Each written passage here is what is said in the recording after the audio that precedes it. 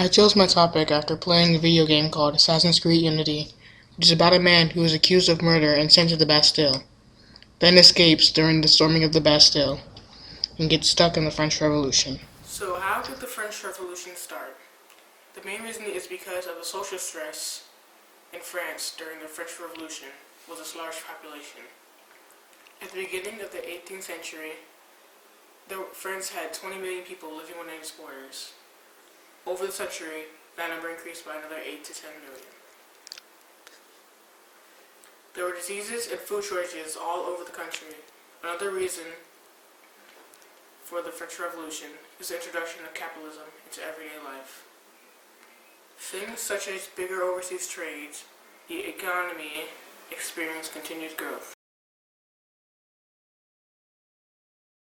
Prior to the revolution, French people, like most Europeans, were divided into three social estates: clergy, nobility, and the lowest estate, the commoners, which existed to serve the other estates.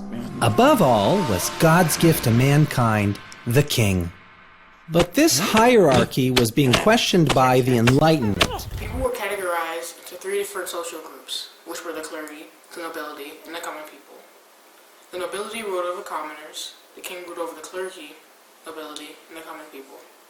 In addition to economic differences, early modern French society was legally stratified by birth. Nobles ruled over commoners, but even among commoners, specific individuals or groups enjoyed privileges unavailable to outsiders.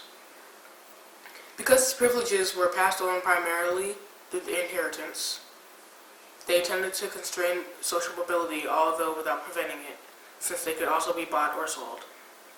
Thus, individuals and groups constantly negotiated with one another and with the crown for more than better privileges, even as these privileges maintained a close grip on 18th century imaginations. Writers of the Enlightenment found them too rooted in tradition and proposed that talent supersede birth as the main determinant of social standing.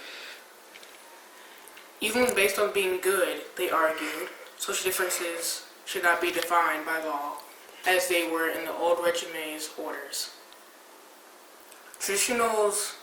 Traditionalists countered that a hierarchy of social orders was necessary to hold society together.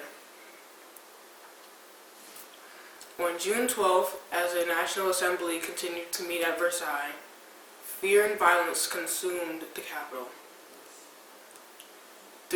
Though enthusiastic about the recent breakdown of royal power, Parisians grew panicked as rumors of an impending military coup began to circulate. A popular revolt accumulated on July 14th, when rioters stormed the Bastille fortress in an attempt to secure gunpowder and weapons. Many consider this event, now commemorated as in France, as a national holiday. Revolutionists stormed the Bastille fortress, a symbol of the royal power. This date is marked as the beginning of the end of the old monarchy, has become France's Independence Day. In 1799, the French Revolution ended when Italian Napoleon Bonaparte took control of the French legislature and crowned himself emperor, and started the Napoleonic era. A military commander by the name of Napoleon Bonaparte seized control of the French legislature, eventually declaring himself A emperor. wave of revolutionary fervor and widespread hysteria quickly swept the countryside, revolting against years of exploitation. Peasants looted and burned the homes of tax collectors.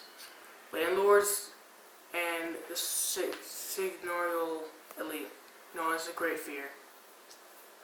The agrarian elite, known as the Great Fear, the agrarian insurrection, hastened the growing exodus of nobles from the country, inspired the National Constituent Assembly to abolish feudalism on August 4th, 1789. In conclusion, the French Revolution began with monarchy that got overthrown and became a democratic republic. It ended in 1799 and only became a democratic republic because of the long-time demands of liberalism. The empire grew largely materialistic under the leadership of Napoleon.